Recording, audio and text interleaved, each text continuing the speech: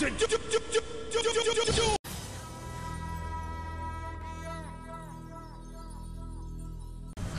is up, YouTube? This is Hypergun, back again for another video. Now this one's a bit of an odd one for me, just because I really didn't even think I was going to be doing something like this, but I watched the newest episode of Yu-Gi-Oh! Arc 5 the other day, and to my surprise they actually had a new intro. I really wasn't expecting it, but sure enough they did. And it was okay, it wasn't really the biggest thing I was expecting, until I saw this. What?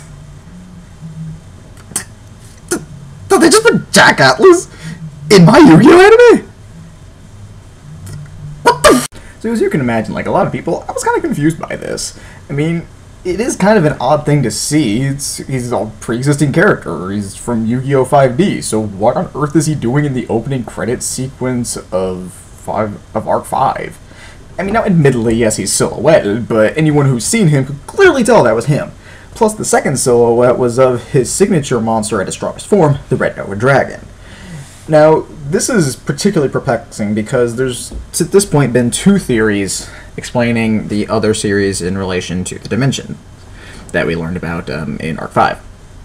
The first one is the one that I personally believed in, where the separate Yu-Gi-Oh! Series each took place in their own separate dimension, where the original NGEX took place in the Fusion dimension, then 5Ds happened in the Synchro dimension, and Zexal in the Xyz dimension, and then we finally see Standard in Arc 5.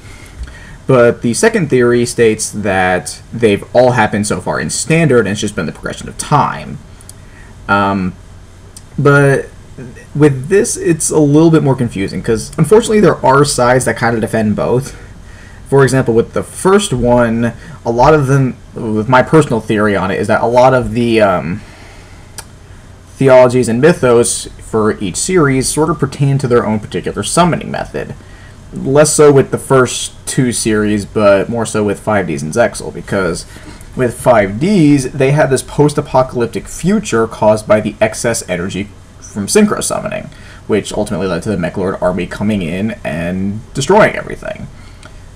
And then in Zexal, they had this entire mythos behind the Barian Emperors who were once human, and in feudal times found their own respective number cards, which were sort of like a source of luck or power to them, which were Xyz monsters, which existed long before the game even became a thing.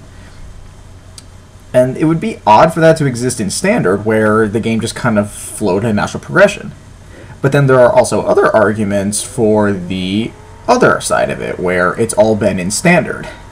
In that, let's take the Yu-Gi-Oh! 3D Bonds of Time movie, for instance, where we see Yugi, Jaden, and Yusei all dueling together against Paradox. And while that may have just seemed like some silly cash cow idea, it is canon because it is actually acknowledged in Yu-Gi-Oh! 5Ds shortly after the movie aired. So that does raise quite a bit of controversy on it. One of the things that I really don't get is how the progression of things went, because as you've clearly seen through Yugo, in the Synchro dimension, they still have dual runners, or whatever you want to call them, the dueling motorcycles.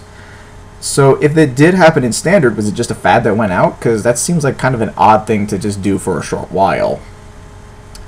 And then there's also the issue of, in Zexal, they had their own little like hologram projector DBZ scanner things, which I can kind of see as just like a progression of technology, but that still seems like kind of an odd thing to have just gone through, especially since they had realistic holograms and then somehow moved on to these physical holograms that they have currently in Arc 5. So regardless of which one you believe, though, it still raises the issue of where does Jack fit into this, because for them to just put him in there and him not serve some sort of an overall end to what it is they're doing would be silly, it'd be pointless. So he has to fit into this somewhere, but the question is how? I mean, regardless of whether you believe in them all being in Standard or them all being in their own dimensions, how did he get to that time? Because obviously time has still progressed through all of them. If you look at the dual discs that they use, even assuming that they did all come from their own different dimensions for each series, as I believe, they all have very different dual discs. The dual discs used in the original Yu-Gi-Oh! And in GX are clearly no longer being used in the Fusion Dimension, as they have that sort of sword-like hologram dual disc. And then in the Synchro Dimension, they're still using dual runners, but they again have like the holographic dual disc thing, as opposed to the physical dual disc that was just placed on the dual runners in 5Ds. And then even in the Xyz Dimension, they still have that sort of holographic dual disc item, instead of the makeshift, like, folding out dual disc thing that they had in Zexal.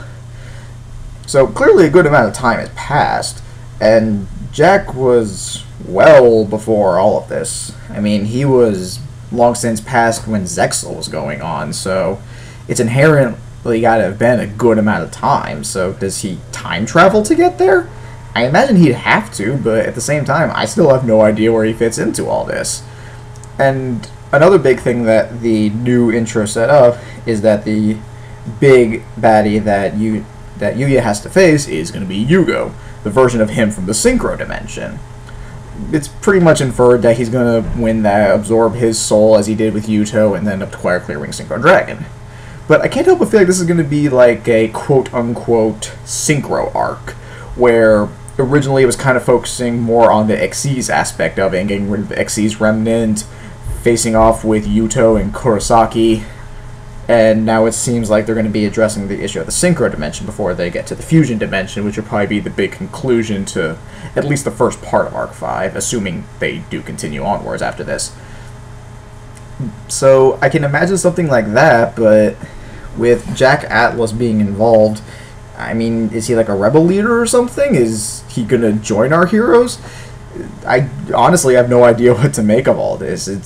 Don't get me wrong, I'm hyped as all hell for this. I love Yu-Gi-Oh! 5Ds, and Jack is a really cool character. Especially getting to know that Red Nova Dragon's coming back. That's going to be awesome. But I just want to know where he fits into all this, because I cannot think of any reason, like any place he could fit in. It's just, I don't know. But that's really all I have on it. Let me know what you guys think. Do you have any theories on how Jack fits into all this? Do you think it's a good idea that he's in there?